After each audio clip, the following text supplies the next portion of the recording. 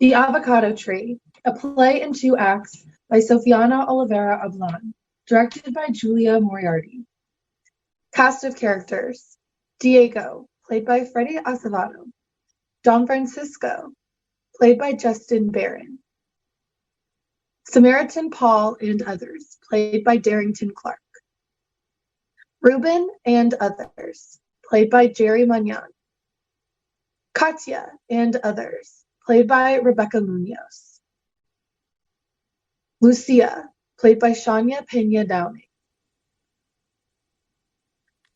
Gloria and others, played by Cassidy Ragland. A Coyote and others, played by Jakob Reitz. Boss and others, played by Spencer Thompson. Stage directions, read by Soph Marsh. Act 1, Scene 1. 1985.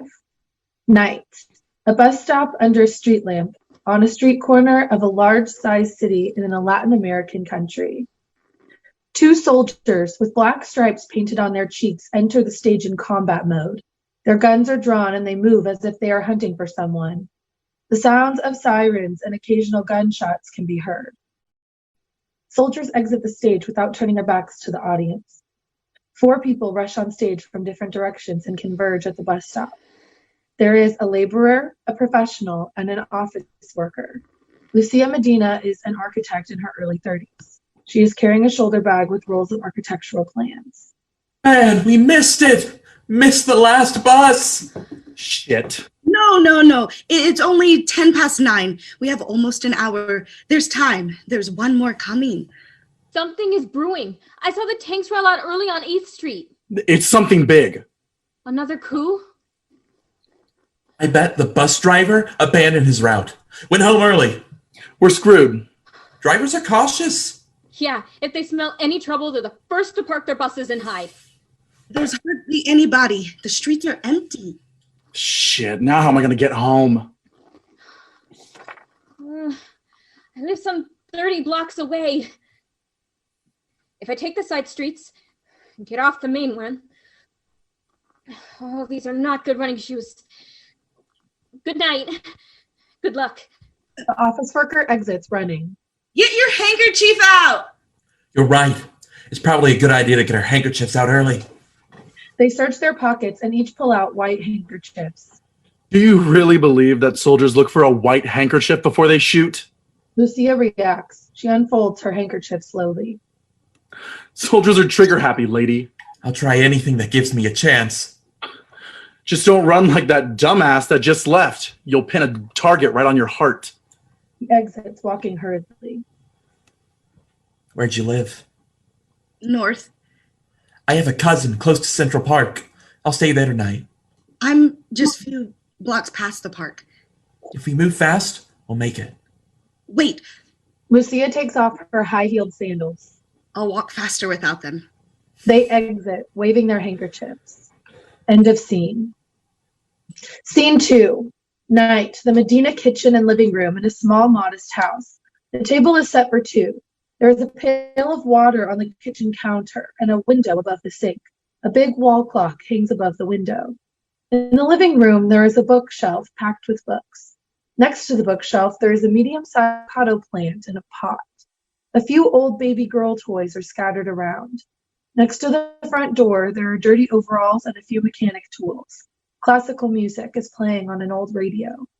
Francisco Medina is a retired university professor in his late 60s. He is waiting for somebody. Please protect my daughter. Bring her home safely.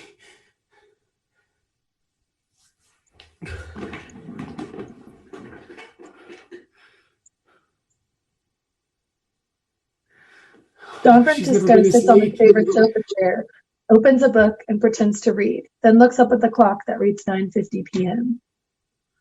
Why is she not home yet? Don Francisco stands and looks out the kitchen window. End of scene. Scene 3. Night. A stoop in front of the Medina home. Lucia enters, still holding her sandals in her hand. She stops on the stoop and tucks away her handkerchief. Diego, wearing a hooded sweatshirt, enters.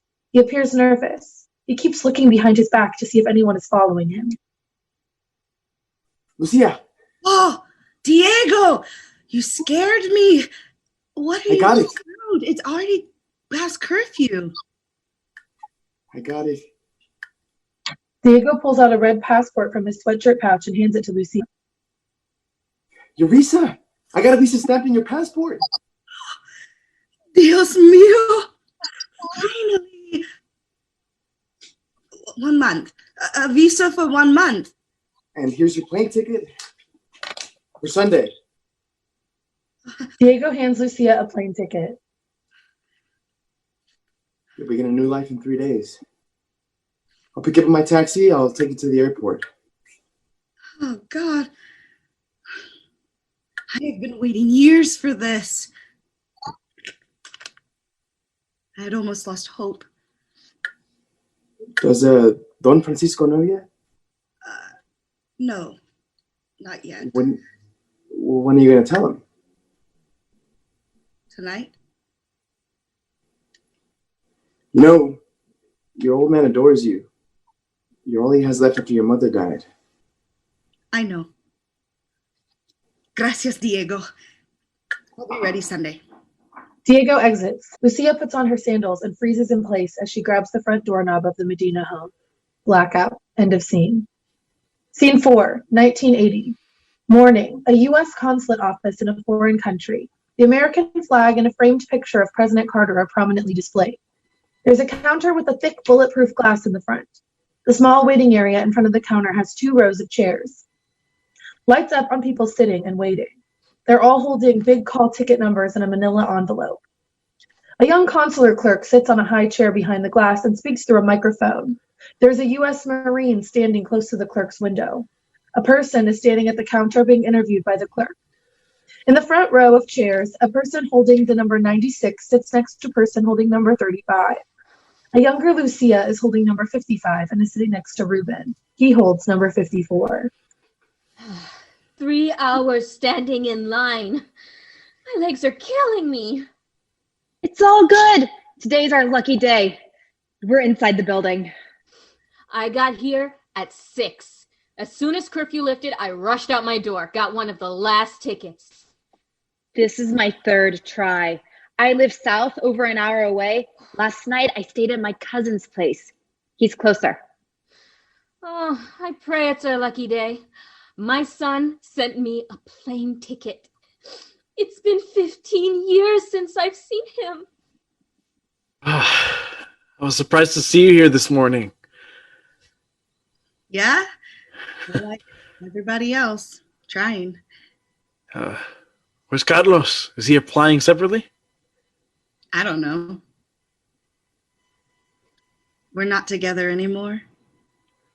Oh, I didn't know. I mean, you two been together since junior high? Too long. Number 35? Number 35. The person at the counter exits and person number 35 goes to the window. What about you? I'm surprised to see you here too. Yeah. After what happened to Ricky, I have to leave. I understand. I miss him every day. And he was in his last year of residency. Looking forward to opening a practice. It was a senseless killing. I'm so sorry. Person number 35 leaves the counter and she appears to be crying on her way out. All look at her as she exits. This is going to sound really weird, but you look good. Prettier than ever. Being on your own has given you a kind of glow, a radiance. It's probably my mommy hormones. I'm expecting. Oh, congratulations. Thanks. Do you know a boy or a girl? No, but I'm hoping for a girl. I'm going to name her Katia, after my mother. Oh, you know, You look so much like your mother with your hair short. Thanks. My poor mom wanted so much to live long enough to see her first grandchild. God did not grant her a wish. Everybody in the neighborhood loved Doña Katia. Does Don Francisco know you're here? No, these things take some time. Right now, he's devastated with my mother's passing. I figured I'd let him know when I actually get a visa. Number 54. Number 54. Oh, that's me. Good luck. Ruben heads to the window. Good morning. A ticket, please. Ruben passes his ticket under the glass window. Name? Ruben Garcia Martinez. Address? San Pedro 590, Barrios Altos. Age? 31. Civil status? Single. Children? No children. Application form and passport? Ruben passes his passport and an application form under the glass. Your passport has your first name spelled with an I, and your application has it spelled with an E. What is the correct spelling of your name? It's an E. Ruben. I must file your application with the spelling in your passport. If that is a misspelling, you must bring a passport with the correct spelling. A new passport? Yes. Okay. Mr. Garcia Martinez, you're applying for an immigrant visa to the United States and you're not declaring a preferential status? Yes. I think so. Wait, what's a preferential status? Preferential status is given to spouses, children, and siblings of United States citizens. Applicants with this status are moved to the front of the waiting list. Do you have any immediate family member that is a citizen of the United States? No. Well, I have friends. Does that count? The relationship has to be by blood or marriage. No, I have nobody. Some professions also receive preferential status. What's your profession, Mr. Garcia Martinez? I'm a school teacher. I teach music. Well, currently, there is no preference for school teachers. The United States does not need school music teachers. Okay. You will be placed at the end of the waiting list. Okay. I'm going to assign you case number 343455. When you want to inquire about your status on the waiting list, you must refer to this number. Do you understand? Yes. 24 months before you are granted a visa, you will receive a letter giving you the time and date for an interview here at the consulate. While you're waiting for your interview, if you move from the address you have given me today, you must come and amend your application. Do you understand? This is very important. Yeah. Yes. Also, at all times while you are waiting, you must keep a valid passport. You must never allow your passport to expire. Do you understand? My passport's new. It's valid for 10 years. Thank you, Mr. Garcia Martinez, for applying to emigrate to the United States of America.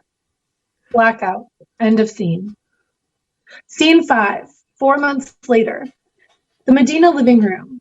The room is less cluttered. A very pregnant Lucia is sitting on the sofa with her feet up. The doorbell rings. Come in, doors open. Ruben walks in carrying a grocery bag. Hi, Lucia. I was in the neighborhood and thought I'd stop to see how you're doing. Ruben kisses Lucia on the cheek and rubs her belly. How's my little girl today? Oh, any day now. The doctor had me scheduled for Tuesday, but she said contractions could start any day.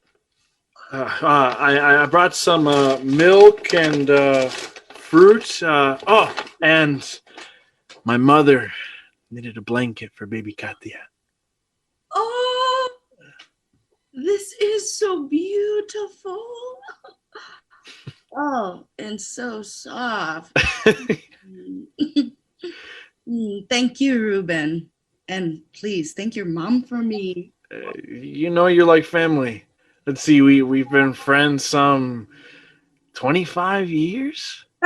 Since Miss Ramos sat us next to each other and had us hold hands. You could call it love at first sight.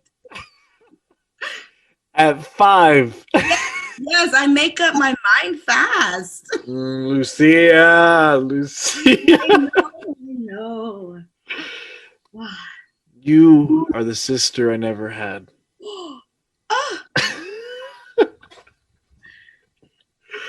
Hey, so what happened with Carlos? I mean, you were head over heels with him. I thought you guys were going to tie the knot. I caught him in bed with Carmen a week after he found out I was pregnant. What? He's cheated before. What changed? What changed?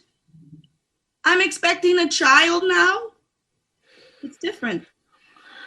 It's hard to raise a child alone. It's over, Ruben. I'm not taking him back again. This time it's really over. You're going to need help. It's over. You know, I've been thinking I could help you with Katia. I mean, be a father for her. Wait. Look, hear me out. I know we've talked about this before, but things are different now. I mean, we're older. Neither of us have partners. We get along great. You'd be a great father.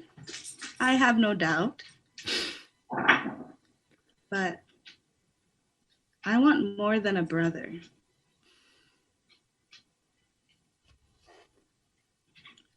Just promise me that you'll be careful. Did you hear that Sylvia is in the United States? Yes. The quietest student found a way out. Yeah, her sister told me she's doing really well. She's helping with some money every month. I wonder how she did it.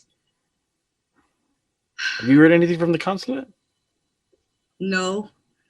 And I don't expect to hear from them anytime soon. I was going to tell you. I've been asking around and found out that it takes a real long time to get a visa. I mean, I assumed it wasn't going to be fast. I mean, like you said before, these things take time. I heard decades. 20, 30, 40 years to get a visa to the United States. I don't believe that. They say if you don't already have family there, you'll wait a lifetime. Come on. Why would the consulate even accept applications if they're going to take that long? They couldn't quite advertise that they take that long. That would be embarrassing, politically embarrassing. Oh, that doesn't make any sense. I'm not making it up. People know these things. Then I guess we'll just have to wait a little longer than I thought. A little longer? Yeah, eventually our turn will come up. Are you serious? I'm not waiting. What? What are you going to do? I've been talking to Diego, Doña Ramaro's oldest son. Remember him? He was 1 year ahead of us in school. Yes, the taxi driver? Yes, him. Last week he told me he could introduce me to a friend that sells visas. Sells visas? Yes. I'm going to meet him after Katia is born. That sounds shady. Dangerous. Wanna come? We could go together. No, I don't trust Diego. Are you sure you want to go do that? Are you going to wait 30 or 40 years? Yeah, but to travel with a BA visa illegally? Don't you get it? This crazy world we live in is never going to change. Not in our lifetimes. There's absolutely nothing you or I can do to change that. We're insignificant grains of sand in a huge sandstorm. I can't. I have to have certainty. I want a better life for us. A younger Don Francisco enters, carrying a box of books with a brown paper bag on top. Hola, mija. Hello, Ruben. So nice of you to come visit. Good afternoon, Don Francisco. Hey, let me help you with that box. Ruben takes the box from Don Francisco and sets it on the kitchen table. Hello, Father. How was the university today? Are you bringing home more books? Yes, another box. Don Francisco, I was surprised to hear that you're retiring. You're still young. Oh, it wasn't my choice, Ruben. A young professor, a man with connections, wanted my job. Yeah, that's not right. Don Francisco starts stacking his books on the bookshelf. Right. Right is subjective. Each person has their own definition. It's the way they see it. Looks like I'm going to start building a new bookshelf. The university will not be the same without you. You've helped so many students. I know. I would never have graduated if it wasn't for your constant support and encouragement. Father, what's in the paper bag? Oh, I have a surprise for you. Don Francisco pulls out of the paper bag a small avocado plant that is sprouting from a pit and proudly displays it. Lunch 3 months ago. An avocado? The most delicious fruit from the Americas. It looks like I'll need to repot it soon. These roots are growing fast. Yeah, avocados have big roots. They take up a lot of space. An avocado will never grow here. Don Francisco sets the small pot on the windowsill. As long as it has sunlight, it'll grow. Avocados take 5-6 years, I think, to produce any fruit. 6 years? Father, you're crazy. You're going to wait that long? Patience, Lucia. Patience is something that your generation has lost. Today, everybody wants everything too fast. Anything worthwhile takes time. Time to grow. Time to simmer. And time to create. I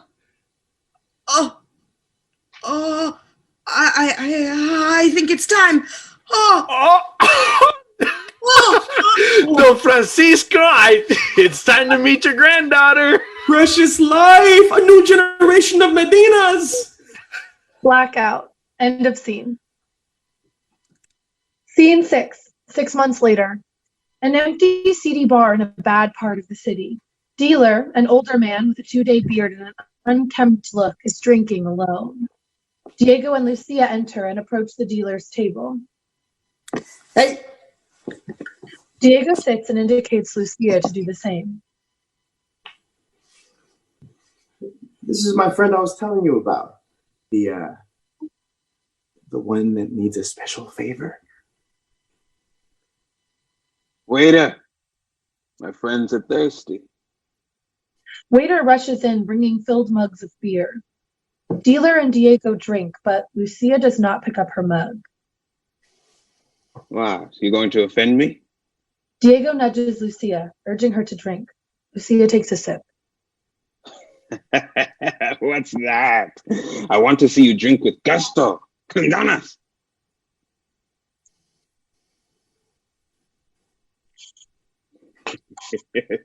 Better.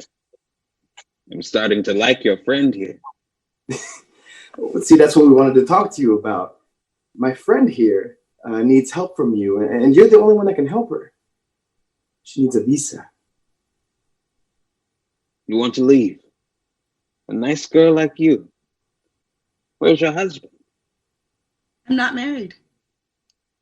Pregnant? No. Children? No. A pretty thing like you, all alone.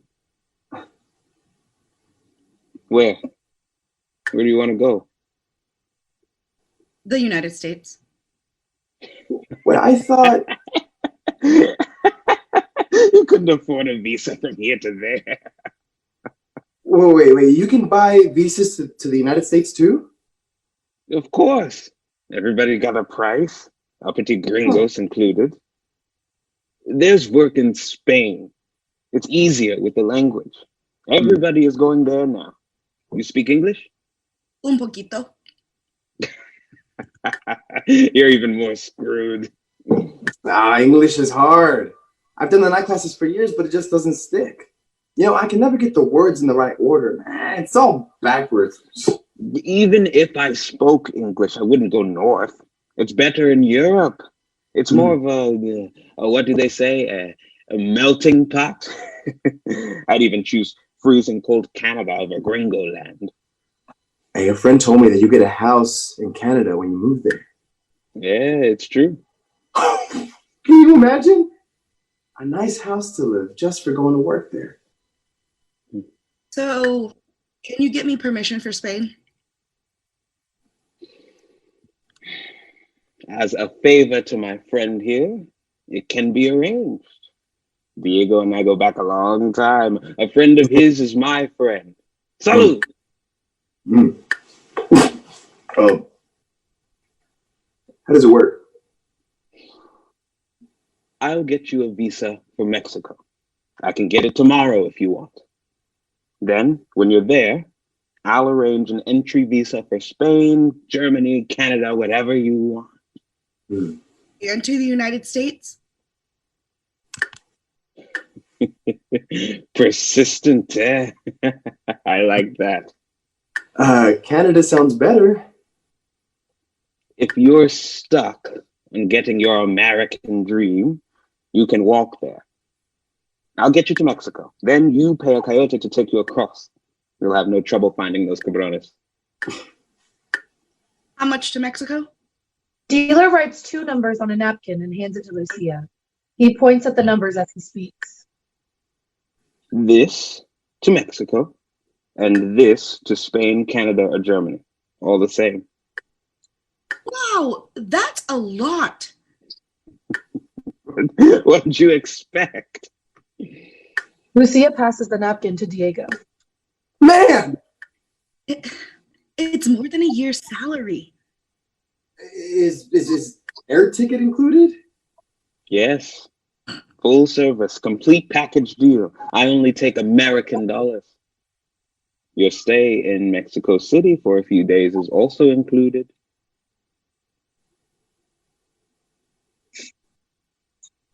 Stand up.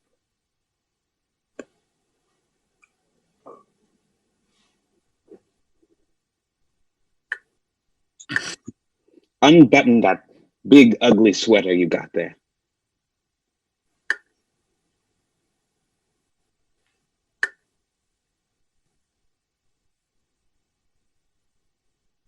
Take it off.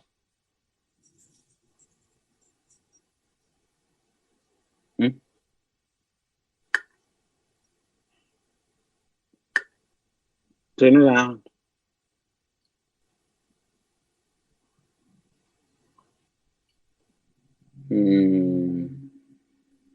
I like them with more meat on their bones. There's something you can grab, but I could be persuaded.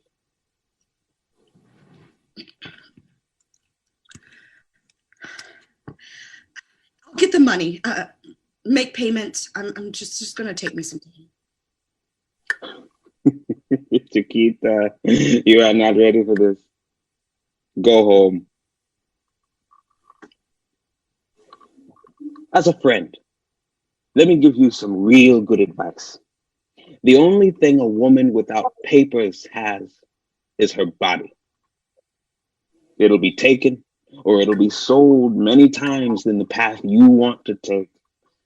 Women that survive learn that quickly. Go home. Blackout. End of scene. Scene 7. Morning at the American consulate. The American flag and a framed picture of President Reagan are prominently displayed. Consular clerk, who is different than in scene 2, is sitting behind a thick glass. There is a U.S. Marine standing close to the clerk's window. Person number 27 and person number 59 are sitting in the front row. I forgot my ring. You applied a single? I can't wait any longer. Ruben is standing at the clerk's window. He's a few years older. Name? Ruben Garcia Martinez. I applied about 4 years ago. I received this letter to come. My file number is 343455. Yes, Mr. Garcia Martinez, we have amended your application with the correct spelling of your name. All your documents are spelled with an E in your first name now. Oh. Has your civil status changed? Are you married now? No. When you get married, you'll refile your application to include your wife. Okay, that should not be a problem.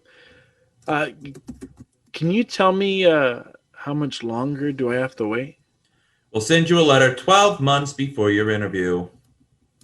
Yeah. But can you tell me anything? No. We have a high volume of applicants around the world, and the Office of Immigration and Naturalization Services processes all applications as fast as they can. You just have to wait. Goodbye, Mr. Garcia Martinez. Blackout. End of scene. Scene 8, 1985. Day at a market. A storefront with baskets of produce in front of the counter. The potatoes, tomatoes, and corn baskets each have a price prominently displayed. The prices are in the thousands. Doña Lupe, a middle-aged working woman, is tending the stand. There's a phone on the counter. Don Francisco enters. Morning, Doña Lupe. Do you have any sugar today? No, wish I had. Haven't seen sugar in weeks. Not even brown sugar. Oh, gosh. I'm down to less than a cup. My granddaughter, Katia, she only takes her milk with sugar. Rice is disappearing too. If you find it, stock up. I'll walk to Fernando's, see if he has any left. The phone rings. Doña Lupe answers. Yes. Yes. How much? Okay. Okay, I'll change it. Doña Marta enters. Good morning, Don Francisco, Doña Lupe. Good morning, Doña Martha. How are you? Tired of looking for food? I've already walked 4 markets this morning. I can't find anything. No sugar, no rice, no flour, nothing to eat. Doña Lupe, with a small calculator and a big red magic marker, goes around crossing off the prices that are advertised and writes new, higher prices on the labels. No sugar here. I was going to try Fernando's. He doesn't have any. I come from there. There's no sugar anywhere. I need sugar. I have children. Try the black market. At 10 times the official price. The phone rings again. Doña Lupe answers. I can't afford that. Yes. Yes. I got it. Doña Lupe once again goes around changing prices with her magic marker. Last week at the hospital, I heard your daughter, the nurse, left? She went to Spain, to Barcelona. You have family there? No, a friend of one of her girlfriends gave her a contact. She went to work for a family. She's taking care of their 2 babies. Twins, I think. Her little one used to play with Katia, my granddaughter. Oh, my grandson's still here. She left him with me. She can't take care of a child when she's working all day. Oh. It was hard at first, but he's okay now. Children get over things fast. Doña Lupe, in the time I've been here, you've changed the prices twice. Now... Don Francisco takes 2 potatoes and hands them to Doña Lupe to weigh. I don't have enough for a kilo. Half will have to do. Doña Lupe weighs the potatoes. Half a kilo. Don Francisco quickly takes the potatoes and shoves them in his pocket. He pulls out his wallet and a bunch of bills and sets them on the counter. Here, before you change the price on me again. I guess these aren't worth much anymore. The world is crazy, Don Francisco. I can't keep up with all these price changes. I'm just a simple storekeeper. If my son weren't helping me, I'd lost everything by now. We've all lost so much already. I'll have to wait till my daughter sends money. I'm tired. Blackout. End of scene. Scene 9, 3 months later. The Medina front stoop from scene 3. Lucia is frozen with her hand on the door handle.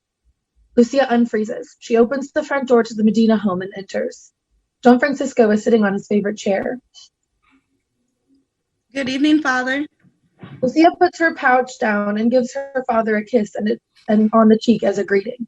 Lucia, what happened? You've never been this late before. It's past curfew. I'm sorry. I had to work late. I got to the bus stop with enough time to catch the last bus, but the bus never came. I walked home.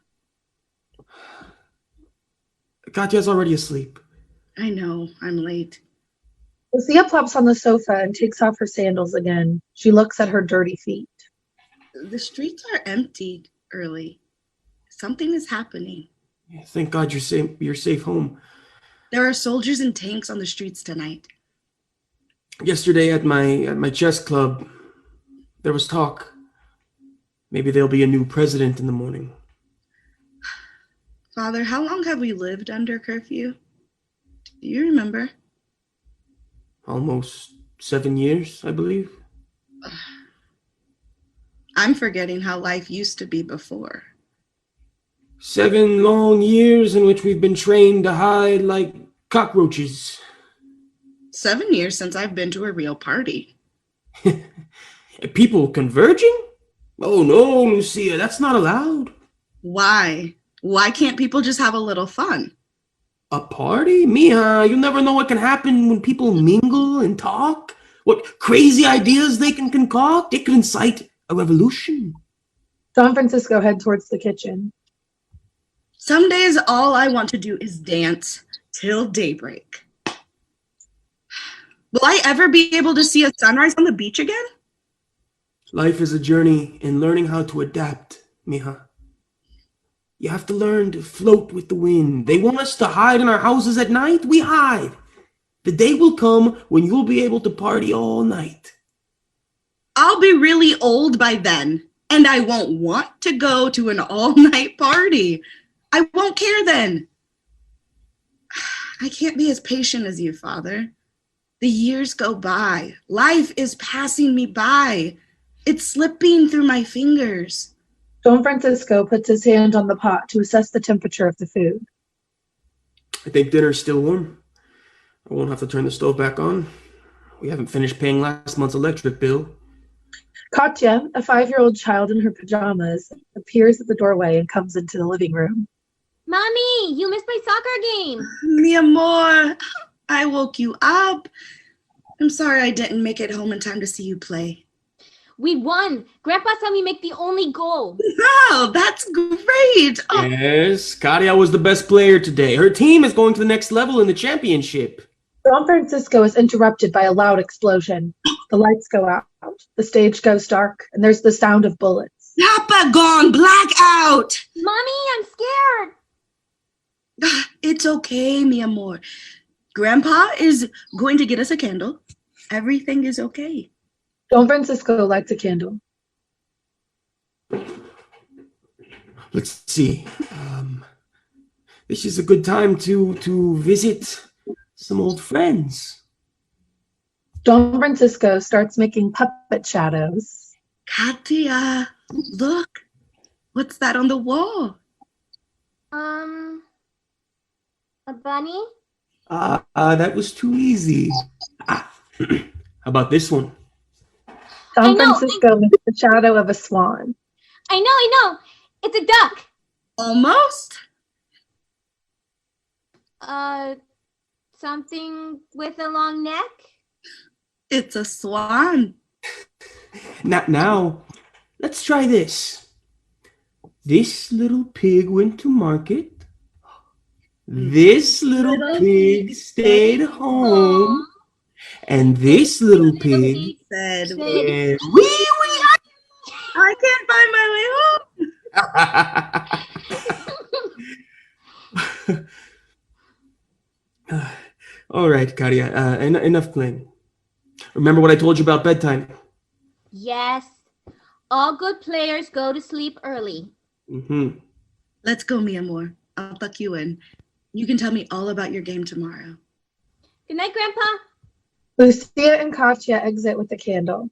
Don Francisco appears beaten. He looks up to the ceiling, questioning. End of scene. Scene 10. Katia's bedroom. The room is lit only by the candle that Lucia is holding.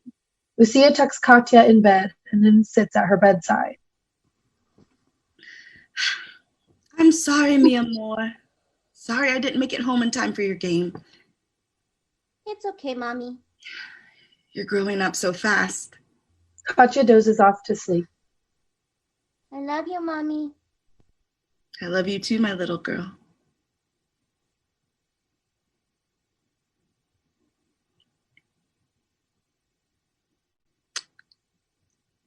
I don't know if I can do this. I didn't think about actually saying goodbye, about being separated from you and Grandpa. When you were a baby, I could protect you. Nothing could harm you. Now that you're getting older, it's harder and harder to lie. Harder to explain why we have to hide at night, why there's no sugar for your milk, why the lights go off suddenly. I cannot turn on the lights for you, Katia. I cannot protect you from the monsters of the night.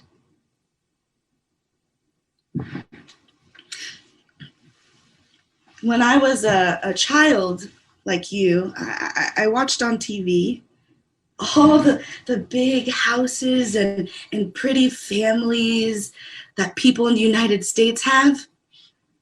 2 cars for each house. Children playing on beautiful lawns, an electric washing machine. I dreamed of having that life. I wanted that life. I can still remember the jingle. Claro, clarissimo, use claro on your clothes, will come out sparkling white.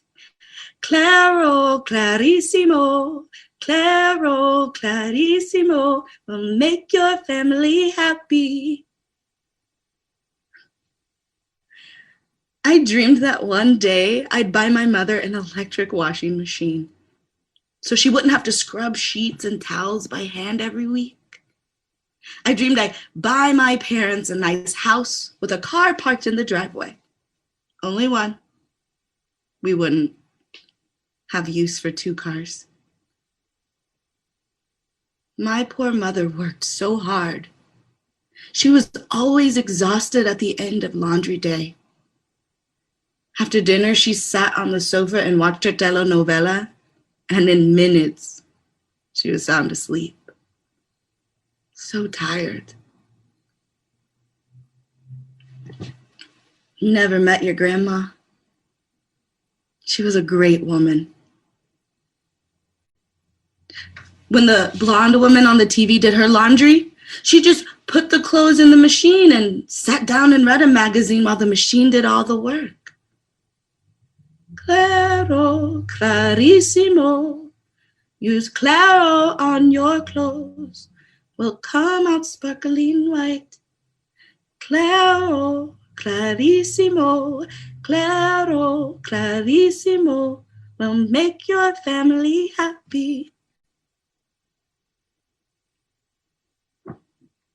Mother died without ever seeing an electric washing machine. I don't want Father to die without having a nice house. Lucia moves toward Katia and caresses her face.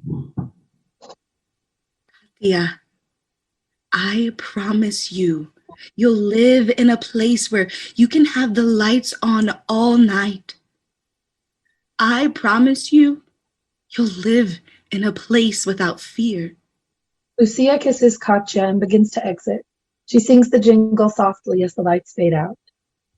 Claro, clarissimo, will make your family happy. End of scene. Scene 11. Don Francisco is dishing food onto plates. Lucia enters carrying her lit candle.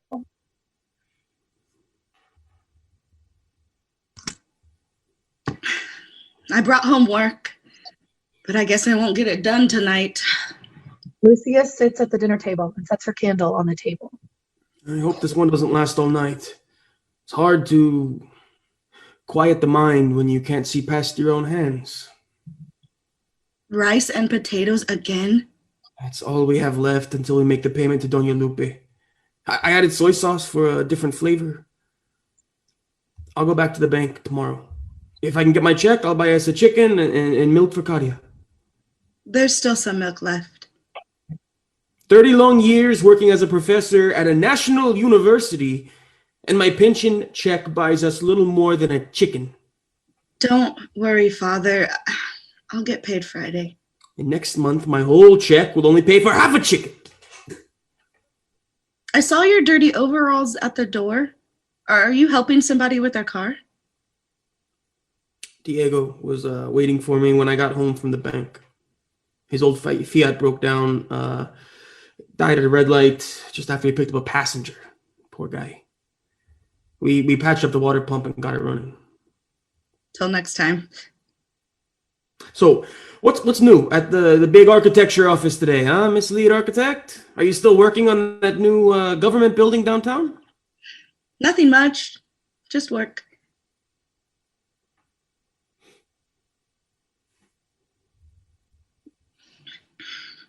Father, I am leaving Sunday. What do you mean? I got a visa.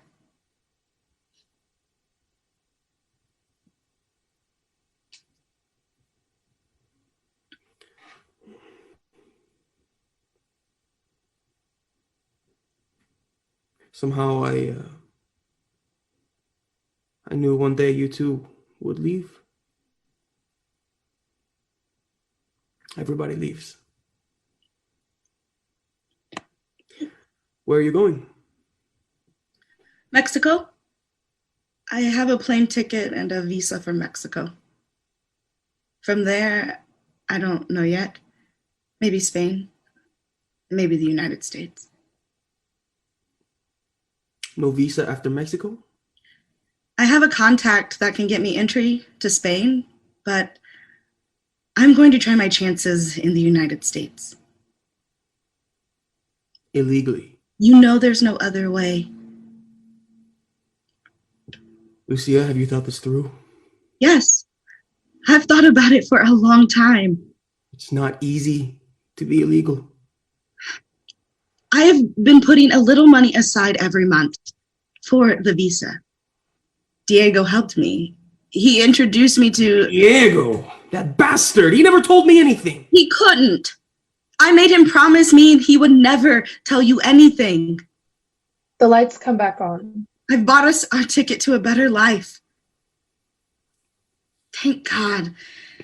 I'll be able to get some work done. Don Francisco blows out the candle on the table. You won't get a job as an architect. I know. All those years studying. Lucia, you worked so hard to become an architect. And I tried. I'm at the office 12, 14 hours every day. And what do I have to show for it? All my hard work. Nothing. You're going to give up everything? Your career. I want you to have a nice house someday. I'm happy here. I don't need anything else. You will only find work that nobody else wants. I'll be okay. Don't you wish to live in a place where you don't have to hide at night? Lucia, Mija, you will not have a desk to sit at like you do here. You will not have a nice office, a secretary, people working for you. There, you will be the person that everybody else orders around. The cleaning person. I'll make more money there cleaning than here as Miss Architect. How does an architect adjust her brain to be able to clean toilets or take care of babies for other people? How? How, Lucia? It'll be just for a few years. They'll look down at you as if you were begging, as if there was something inherently bad, flawed about you, that you couldn't make it on your own country. I know. No, Lucia, you don't know. You don't know how it feels when people treat you as if you don't exist.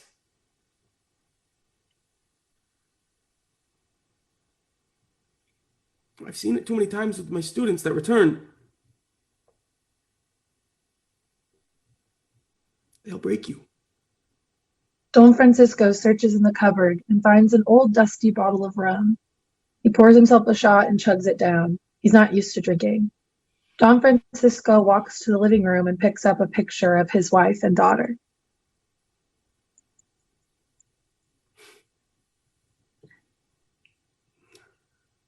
You are your mother's daughter. The same stubbornness. And according to you, inheritor of her intelligence. Always the brightest student. When I was a child, you always tell me that one day I would be president and right the wrongs in this country. Remember? You were a dream come true. What about Katia? She'll be devastated. At 5, she needs her mother. You saw the fear on her face tonight.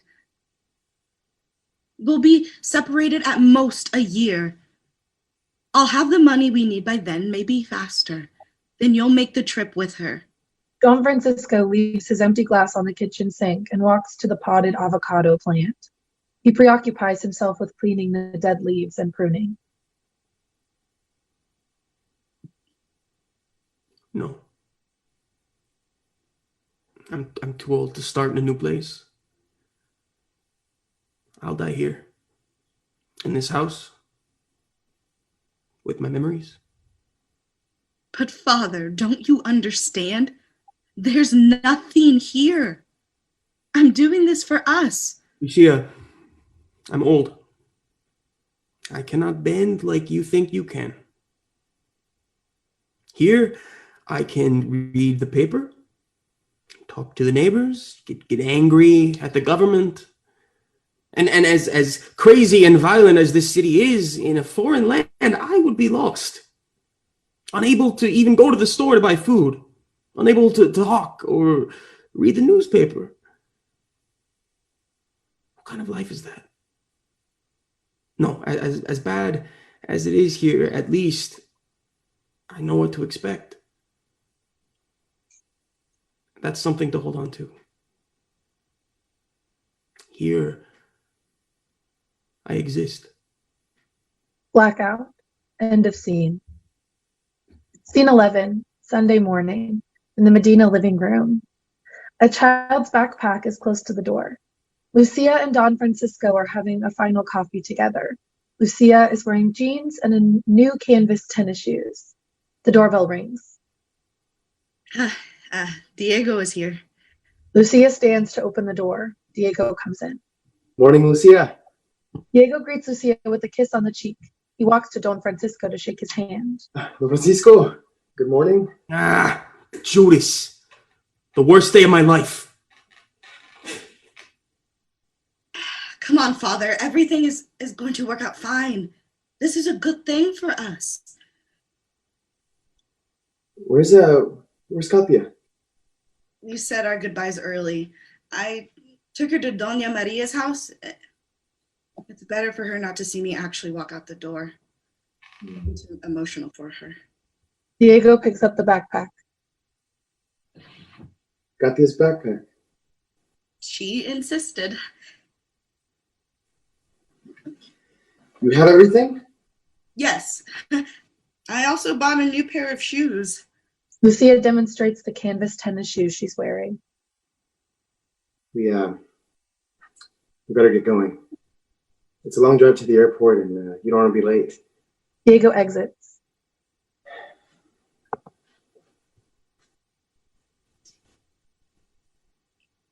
Goodbye, Father.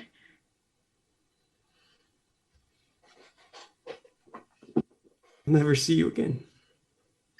That's not true. This is just a temporary goodbye. We'll be together in a year. Promise.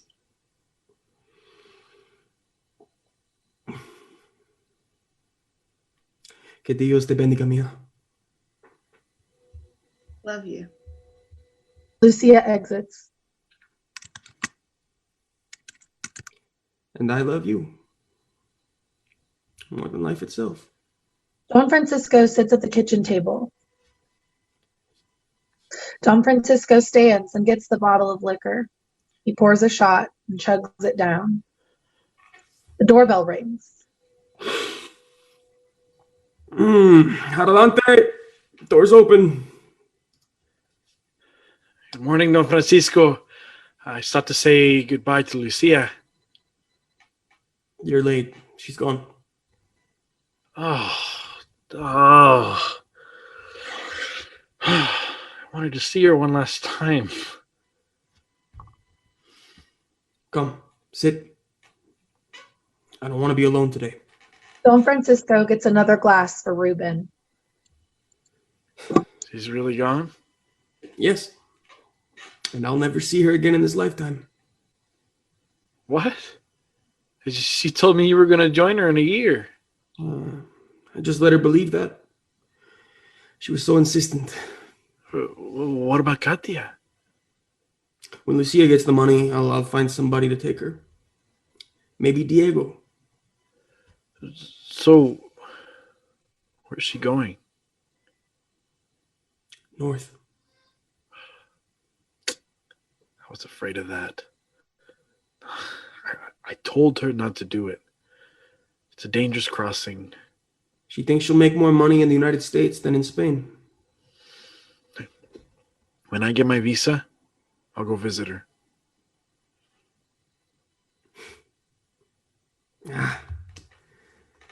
Too bad she got involved with that deadbeat Carlos. Not good for nothing. Katia is the only good thing that came out of that. You would have been a good son-in-law. We have both lost her.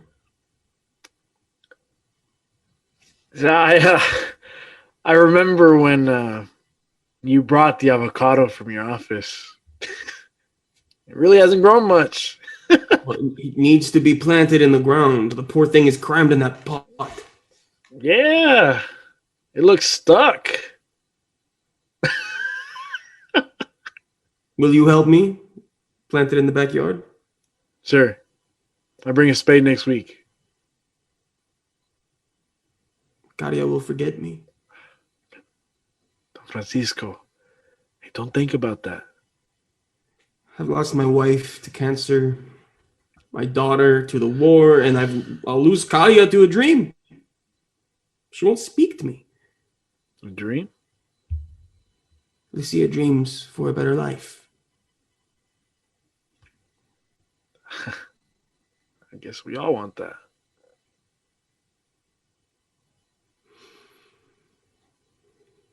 It hurts to say goodbye.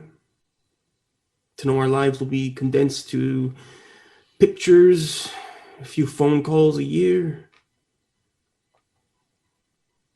But I am proud of my girl. She has guts, courage to take her life in her own hands. Our country failed her, failed us. She did not want to settle for this life. She's not like us, just waiting for things to happen and hoping things get better. Sound of an explosion rattles the window glass, and a stray bullet hits a mirror and shatters it. On the floor. Both Ruben and Don Francisco hit the ground as the lights dim. Blackout. End of scene. End of Act 1.